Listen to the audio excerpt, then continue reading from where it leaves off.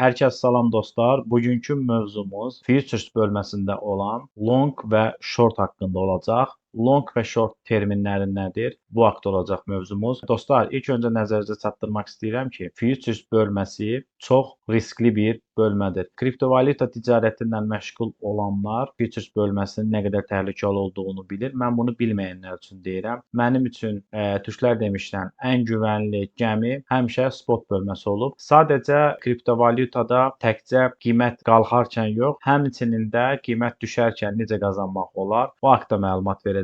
Birinci ilkin olaraq xəbərdarlığımı etdim ki, futures bölməsi çox riskli bir bölmədir. Burada çünki əlinizdə olan pulun 5 qatı, 10 qatı, hətta bəzi birjalarda 125 qatı qədər işləm açmaq olur. Təbii ki də bu öz-özlüyündə də bir risk daşıyır. Futures bölməsi belə deyək də bir növ öyrənmək məqsədi ilə deyək, belə istifadə edə bilərsiniz. Misal üçün dostlar, portfolyonuzda 1000 dollarınız var. Onun 100 və yaxud 200 dolların futures bölməsinə transfer edib burada işləm aça bilərsiniz. Amma özünüzə söz vermək və şərt qoymaq məqsədi ilə ki, burada itirdiyiniz məbləği telafi etmək məqsədi ilə spot bölməsindən heç bir halda bura əlavə məbləğlər transfer etməmək şərti ilə futures bölməsinə transfer etdiyiniz pulu bir növ olmamış kimi, yəni itirə biləcəyiniz məbləği ora transfer edib test məqsədi ilə və yaxud da həvəsinizi öldürmək məqsədi ilə də istifadə edə bilərsiniz. Mövzudan biraz kənarlaşdıq dostlar. Üzrlə hesab edin. Sadəcə olaraq mən ilkin məlumat vermək istədim. İndi dostlar, mən sizə long və short terminləri nədir? Futures bölməsində cross və isolated işləmlər nədir? O haqqda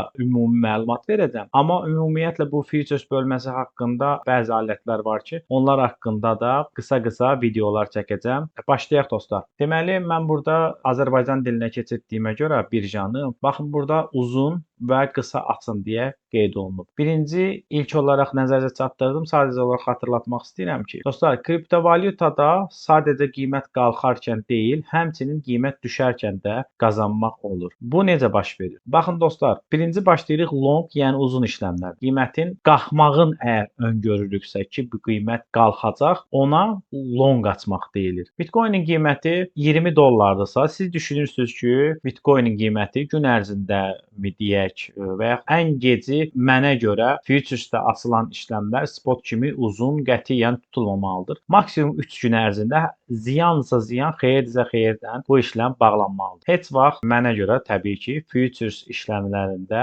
uzun müddətdə, yəni qalmaq olmaz. Bu öz-özlüyündə də risk. Siz düşünürsünüz ki, Bitcoinin qiyməti tutalım hal-hazırda 20 dollardır. Düşünürsünüz ki, 25 dollar olacaq. Bunun üçün long işlem açmaq lazımdır. Burada tutalım, yazırsınız Bitcoinin qiymətin 20 dollardan düşünürsünüz ki, bu qiymət qalxacaq. 20 dollardan indi mən burada balansıma USDT transfer etməmişəm. Amma siz elə düşünün ki, bura artıq transfer etmişsiniz. Transfer necə etmək olar bura USDT-lər? O haqqda da video çəkəcəm. Bugünkü mövzumuz long və short haqqındadır. Dostlar, 20 dollar. Buraya yazırsınız siz. Bu qiymətdir. Kriptovalyutanın qiyməti. Düşünürsünüz ki, kriptovalyutanın qiyməti hal-hazırda 22 dollardır BTC-nin. Siz düşünürsünüz ki, 20 dollara gələndə 20 dollarda bir dəstək səviyyəsi var. Buradan dəstək alıb yuxarı qalxacaq. Bura yazırsınız 20 dollar kriptonun qiyməti. Aşağıya isə burada balansınızda 100 dollar varsa, bir şeydə nəzərə çatdırım ki, dostlar, yenə də burada işləm açarsan, maksimum 5x-i keçməmək məsləhətlidir. Baxın, burada da 200x-ə qədər var. 200x özü bir absurd bir rəqəmdir. Mən məsləhət görürəm ki, burada maksimum x 5x-ə qədər seçəsiniz. 5x-dan qətiyyən artıq açmayasınız. 5x-da nədir dostlar? Siz tutalım bura 100 USDT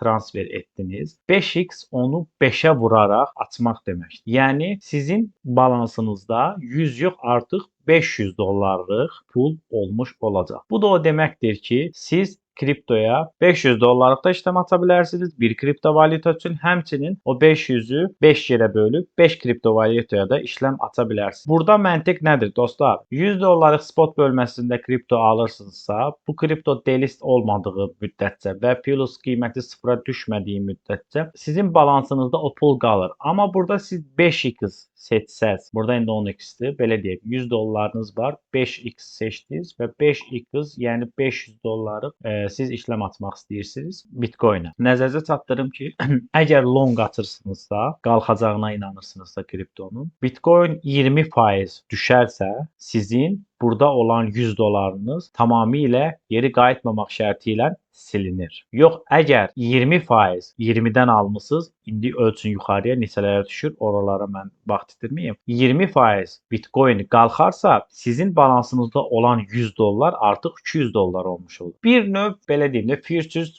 qumar kimidir də, yəni belə deyim. Bir növ burada qumar oynayırsınız. Onu nəzərdə saxlayın ki, yəni ona uyğun, yəni işləm açın. Ona görə maksimum nə qədər burada X-ların sayını az eləsəz, bir o qədər kriptoların dalğalanmasına, bilirsiniz kripto düzdür, Bitcoin-də çox nadir olur bir gün içində 20% düşmə və yaxud da qalxma, amma digər altcoin-lərdə bu kimi hallar gün ərzində də görülə bilir. Ona görə dostlar, əgər futures bölməsindən istifadə edəcəksinizsə, maksimum 5x-ə qədər nəzərinizdə saxlayın. Çünki burada X-ların sayı artdıqca sizin riskiniz də artır dostlar. Siz burada 10x qoysaz, bayaq 20% kripto, hər hansı bir kriptonun qiyməti long açmısınızsa, 20% kripto düşsə, siz likvidasiyaya uğrayırsınız və balansınızda olan pul ümumiyyətlə silinir. 20x açdıqda isə artıq həmin kriptovalyuta 20 yox, 10% düşdükdə sizin o pulunuz balansınızdan silinir. 10% qalxsa və yəni bərabər olaraq siz onun qarşılığında pul qazanmış olursunuz. Qısa açın isə o deməkdir ki, dostlar, siz kriptovalyutanın qiyməti hal-hazırda yenə götürək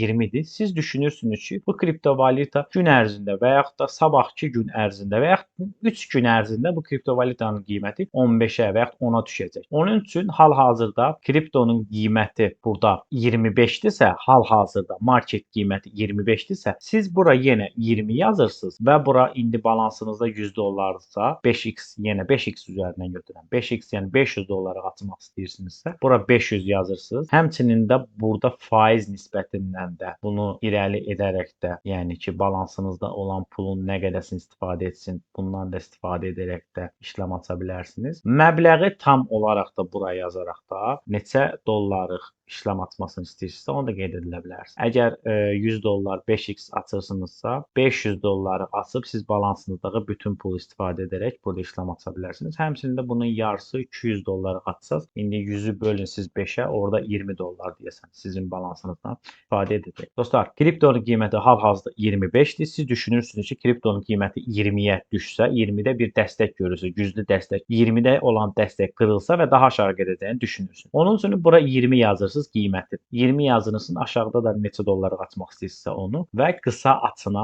klik edirsiniz. Və hər hansı kripto açırsınızsa onun qiyməti hal-hazırda 25 olduğuna görə sizin əmriniz gözləmə rejimində olur. Haçan ki bu qiymət gəlib 20-yə düşsə, sizin avtomatik olaraq əmriniz tətiklənir və artıq bura marketə düşmüş olursunuz. İndi bu 20-dən düşsə aşağı qiymət, nə qədər çox düşsə, bir o qədər çox qazanacaqsınız. Və qiymət 20-dən gəlib bir dəstək alıb daha yuxarıya getsə, siz burada ziyana girmiş olacaqsınız. Çünki siz bu kriptovalyutanın qiymətinin düşməsinə işləm atın. Qısa pozisyonlar, yəni short işləm bu demək. Long qalxacağına inanırsınız, açırsınız. Short isə kriptovalyutanın düşəcəyinə inanırsınız, açırsınız. Və bir şeyi nəzərinizə çatdırmaq istəyirəm ki, dostlar, indi fərqli birjalarda daha çox seçimlər ola bilər. Bəzən ola bilər ki, hər hansı bir tutalım kriptovalyuta seçdiniz, araşdırdınız, amma bu futures bölməsində olmaya bilər. Spot bölməsində olan hər kriptovalyuta futures bölməsində yoxdur dostlar. Bunu da nəzərdə saxlayın. Kripto öz-özlüyündə çox dalğalı bir bazar olduğu üçün burada əsasən major, yəni bildiyimiz market capi yüksək olan kriptolara işləm açmaq daha məqsədə uyğundur və həmçinin də 5x-i keçməmək şərti ilə. Buradan istədiyiniz kriptonu yazıb qara bilərsiniz. Tutalım ADA USDT çıxdı. USDC qarşılığı, USDT qarşılığı, yəni sizin balansınızda